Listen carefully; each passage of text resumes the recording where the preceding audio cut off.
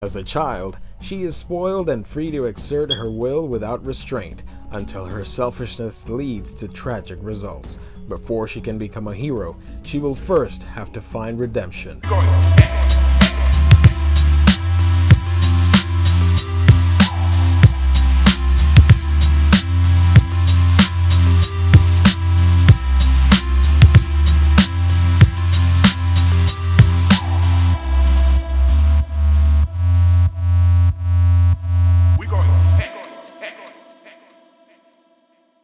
Welcome everybody to another exciting episode, another edition of A Week in Geekdom here on YouTube.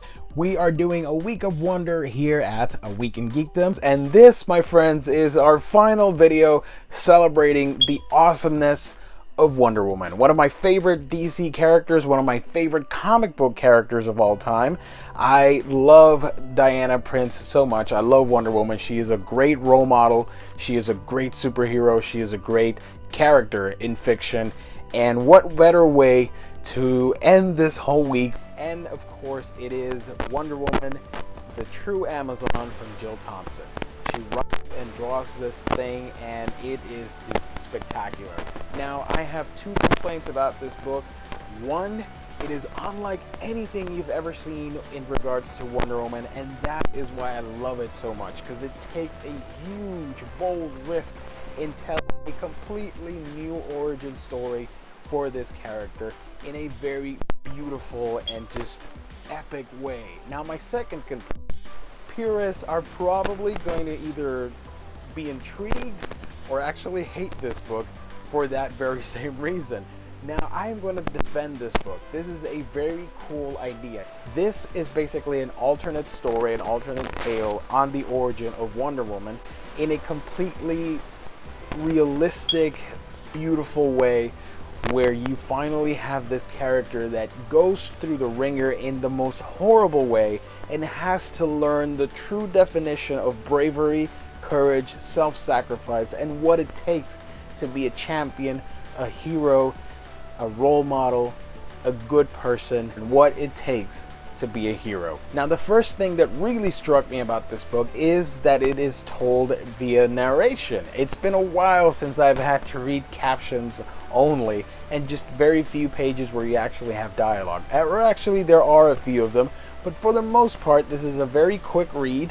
It's mostly told through narration, as if you're reading this epic poem like the Iliad, this old epic story that has been told from generations to generations. Or actually, it did feel to me, especially with the art, which I'll get to in a minute, it felt like I was watching a story unfold that poets would tell younglings about the legend of Wonder Woman or the legend of this character in like future generations or something like that. Like the story gets passed down from person to person, and the details get a little jumbled and messed up, but the essence is there. That sort of feeling, I don't know if you get me on that one, but that's how it felt reading this story. You get a really rich and detailed look at this version of Wonder Woman's origin and how she was brought from clay in a beautiful, serene way, where the gods, instead of Zeus, the whole pantheon of the gods of Olympus helped bring Diana to life. And yeah, this book is just gorgeous. Some of the art in this is just spectacular. The usage of coloring and panel work, it really reminded me like I was watching or reading a very beautiful watercolor painting, and not really a graphic novel of sorts. It's really artistic, really flowing with this unique style that Jill has famously incorporated in all her works. It just flows so great. And look at the beautiful Wonder Woman right there, Diana, in her early stages. A beautiful girl, really really troublesome, really you know, just like any kid growing up, you feel entitled to make some pranks and have some fun at the expense of the adults, and rightfully so. She's not, since she is literally a gift from the gods, they don't feel the need to discipline her as they should, and that later on becomes a problem, and that is the main problem actually of this story.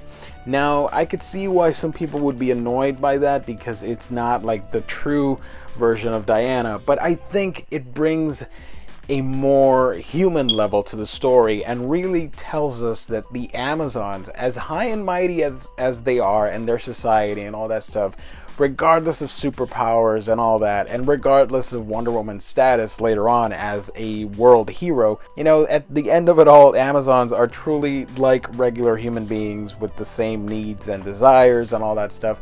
And the feeling of wanting to be loved, wanting to be appreciated, and of course, if you so happen to be a person, by the way, lucky you, to excel at almost or everything, basically, then yeah, that admiration becomes second nature and you expect that. So when Diana meets a character called Alethea that is not really that impressed because she is more humble and true to herself and actually values the sacrifice and the commitment of her sisters and the Queen Hippolyta. But Diana is actually distraught and is going out of her way to earn the respect of the one sister that, you know, doesn't look at her that way like the rest of the Amazonians that are like, whatever, she's a princess, she can do whatever the heck she wants. So in essence, that is the core of the true Amazon, the book in and of itself. Later on, you do see some of the adventures that Diana goes on inside of Themyscira and all the monsters. Really cool stuff. I love the scene with like the octopus mermaid lady thing.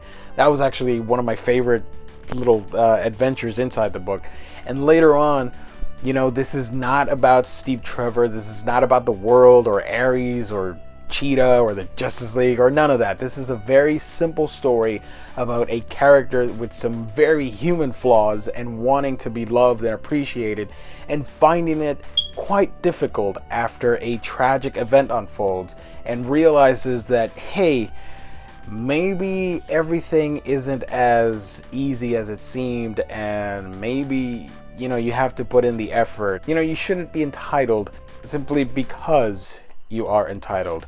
You know, the truest people in this world earn the respect of others because of their humble ways and how they treat others. Instead of wanting that attention, that is earned by their sacrifice, by their nobility, and by their thoughtfulness, and so many other wonderful qualities that Diana learns the hard way in this book. Jill does the writing and the art. Most of the writing in this book is through narration, so when we do get interactions between the characters, it is very straightforward. Not a whole lot is going on under the surface, but it is a very interesting story told in a very beautiful, passive, and regal way. It is a very ethereal story that feels like I'm reading a real world adventure in Themyscira. It really brims with personality and life, and it's filled with beautiful colors. This is a very beautiful book that I highly recommend. But if you have not read any Wonder Woman stories, please check out my top 5 video on it that I did this week, because this isn't a story for beginners. I would recommend you read a ton of Wonder Woman books so you have a different appreciation once you reach the true Amazon. Because yeah, this is meant to be like this alternate take.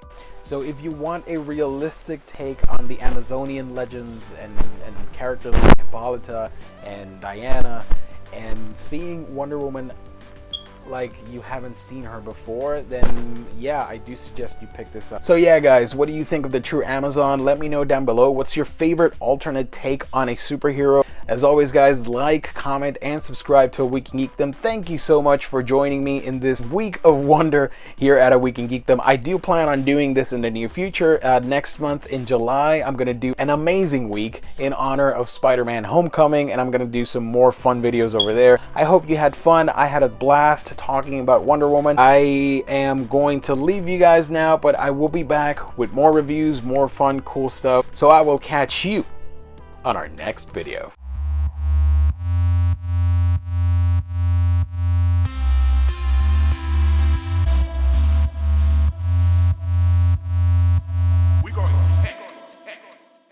I mean, look at that.